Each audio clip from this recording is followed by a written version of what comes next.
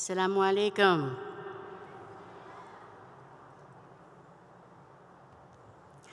Well, I want to thank Dr. Ghazali for the incredible education that he's just given us, and I'm sure that it was inspirational for all of us here today.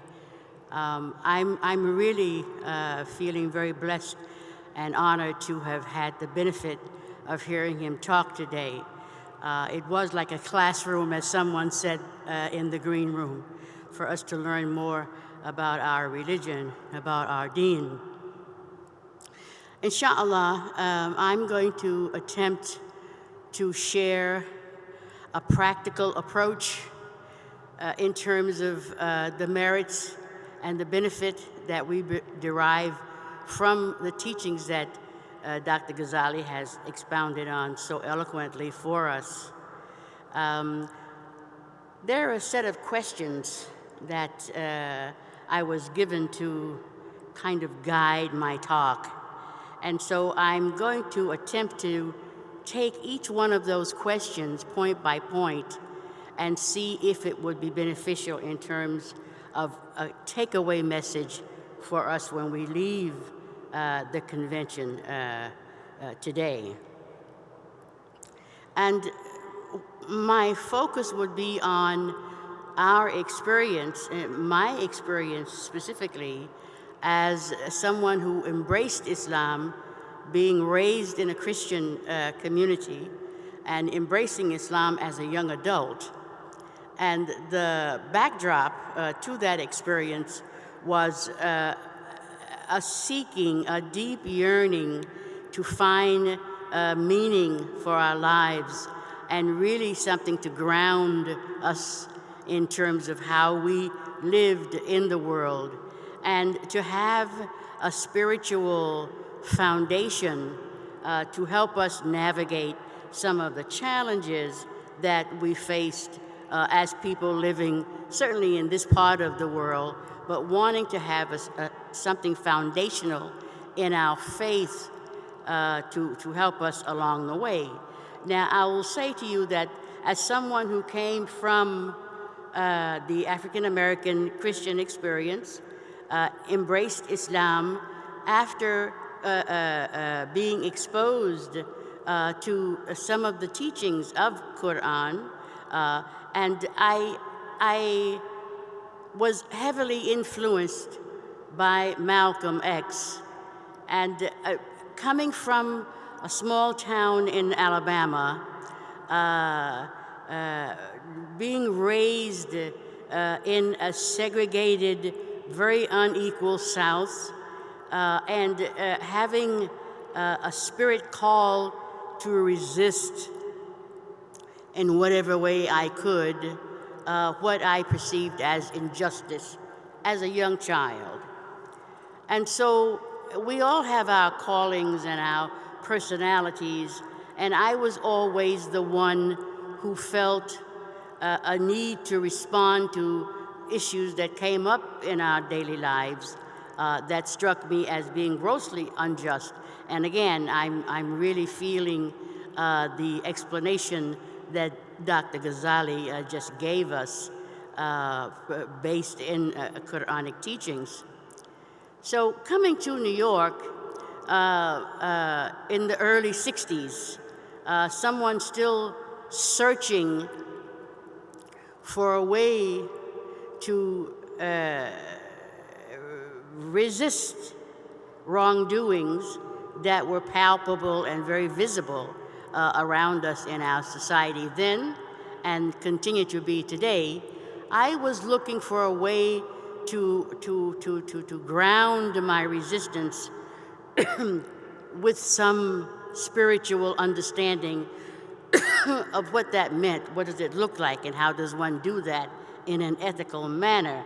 And I didn't really understand all of that terminology until much later in life, but I had the calling and the burning desire, and I continue to do that as an elder, although I happily turn over the reins to the younger generation. But we understood very early on the example of the Prophet Muhammad and the companions around him, and the message that continued to reverberate throughout the world about Islam's position on social justice. It is something that resonates very profoundly with me. Those verses that speak to standing up for justice, excuse me, even if it's against yourself, and asking us, why don't we fight in the way of God for the people who are suffering and calling out for help, and asking us what's wrong with us when we don't do that. Well, those people who are called to do that kind of work, seeking a way to have that manifested in a clear way without being, excuse me, the transgressors or becoming the abusers and oppressors ourselves.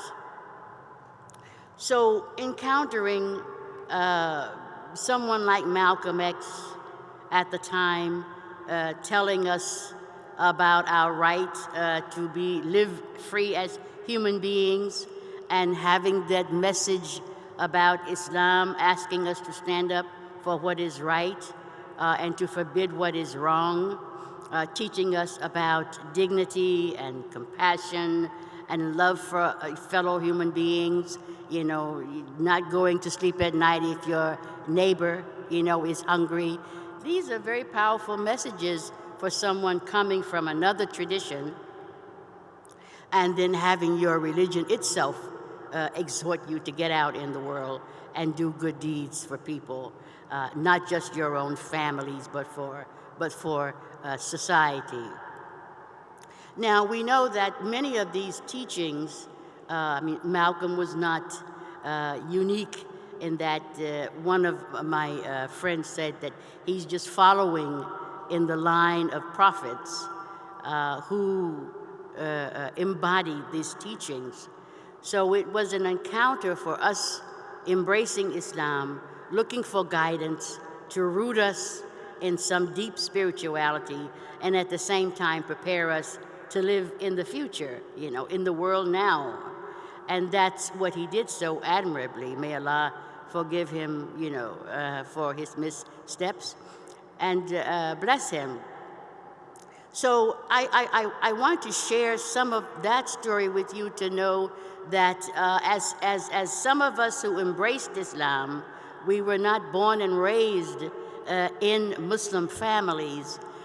We feel that we were called, by Allah, and surely we know that it is Allah who makes Muslims and not other Muslims who make Muslims. So we're clear about that. And at the same time, we knew and we continue to know, joining with our other sisters and brothers from around the world, that this is a mission that we are all called to. And how do we approach it within the paradigms of our religious teachings? Now, I want to bring up some current issues to see how have we deviated from those incredibly lofty ideals. We talk about slavery. I like to talk about language also, because I think that we're in a time when we need to take back our language. We need to reclaim a lot of things that have either been taken away or reframed for us as a Muslim community, and we have, for the most part, acquiesced to the status quo. So I like to encourage us to reclaim, the language that is ours, and attribute to it its pristine meaning and message. So one of the things that we continue to regurgitate over some centuries now is calling human beings slaves, when in fact no one is born a slave. They are human beings who are or have been enslaved.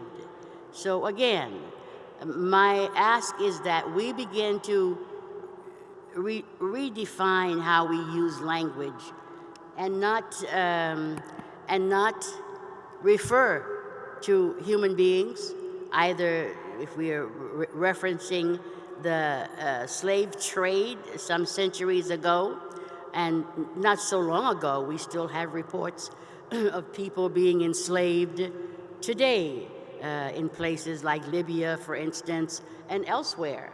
So these are challenges that we have to face and deal with, but we don't want to use the same language that demonizes and dehumanizes human beings.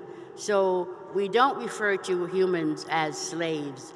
If they are in enslavement, then that's what they are. So let us use that language. There is some other language that bubbles up for me every time I get an opportunity to speak, and so I'll share that with you as well. I also want to make the point that we often, because a lot of it is media driven and a lot of it is real also. So as Muslims, we have to root out the injustices, again, wherever we find them. So Arabs are not the only ones who enslaved people.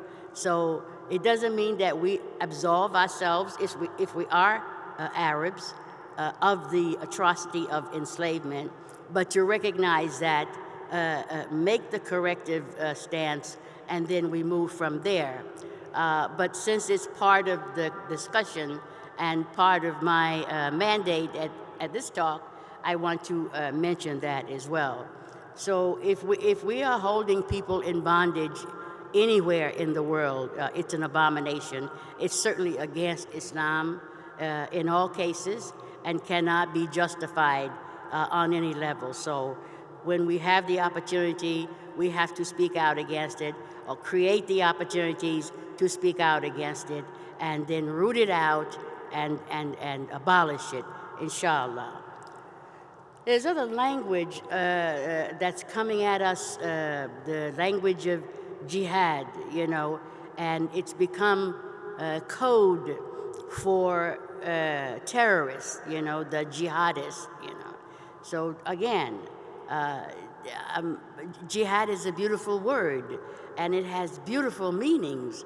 So I say we need to, again, take back this word, right? Detach it from the negative connotations that have been given to us present day, and remember the essence of that, the jihad al-akbar, the cleansing of one's soul, that's where we need to start in order to make corrections for all of the other abuses that either we perpetuate, or that the others that we may be complicit in perpetuating. But jihad is a beautiful word, and we need to reclaim it. There are so many other labels, Islamists, and I see Muslims struggling, trying to justify or reframe it, to give it a new meaning, and it really, again, is just code for demonizing Muslims, practiced Muslims, yeah? So we need to look at the language that we use, and I know that academia imposes a lot of that on people who are in academia, but we need to find ways to push back on that and not perpetuate it. I love the talk about the women, as Dr. Ghazali mentioned in one of the verses. We know that Islam was this great liberating force for women, and we find ourselves today in a place where we are constantly hearing stories and reports about how women are abused in so many ways, and this is so beneath the dignity not only of the woman but of a Muslim. So this needs to be handled. It needs to be dealt with forthrightly, very strongly. And whenever we see that and root it out, to expose it for what it is, and again, eradicate it from our societies. It has no place among us. And if and until we do that in an honest way, we'll continue to suffer for ourselves and for the future generations, quite frankly. Our young people and certainly our young women, especially now, in this day and time, are not going to stand for some of the things that their foremothers stood for. And we don't want to be the agents, the people who are responsible for turning people away from this deen, this beautiful honor, this beautiful gift that Allah bestowed upon us. So if we have that in our families, in our communities, in our masajids, in our neighborhoods, we have a responsibility to speak out against that and then act to eradicate it from our environment.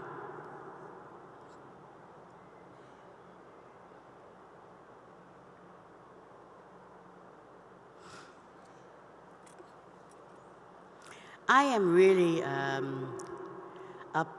I hate to say, and I shy away from saying that I'm a political person, but I always seem to find myself in this arena.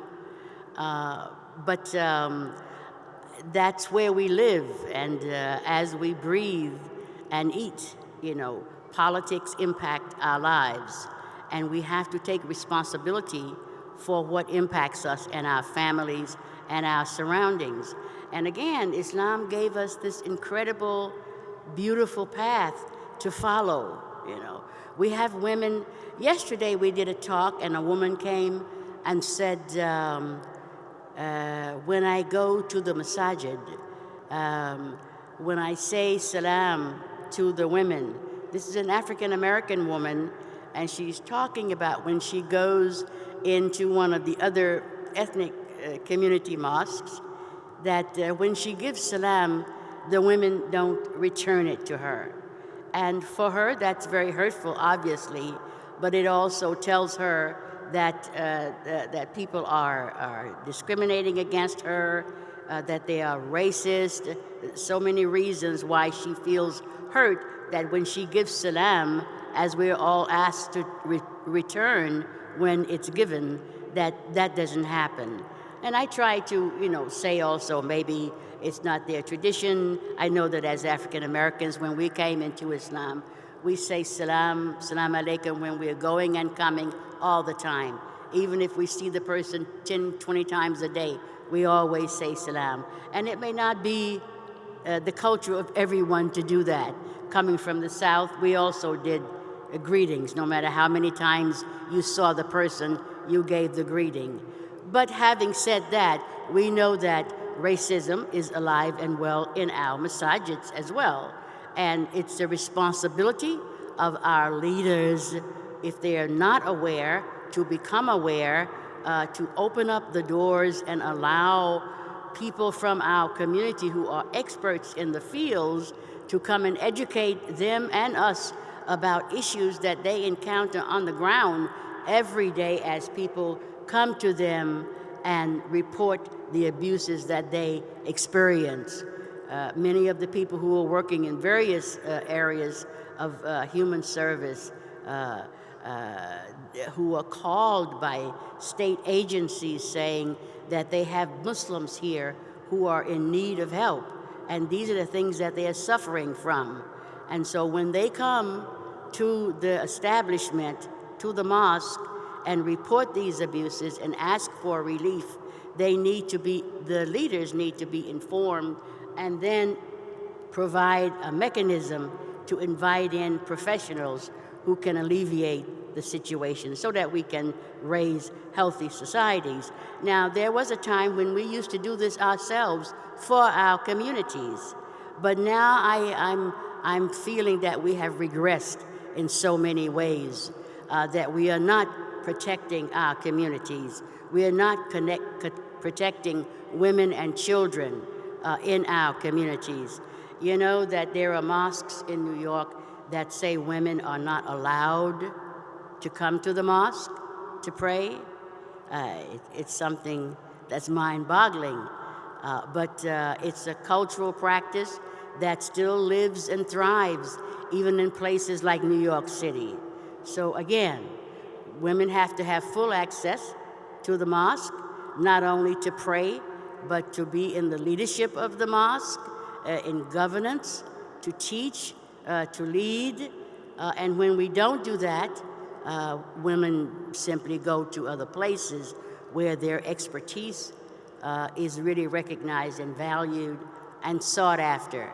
So I say that this is not just a women's issue, it's a community issue. And if and until we deal with these kinds of issues, we will continue to be next year at the same conference having the same conversation. And it's time for us to move on, and live the beauty of Islam that it is, inshallah.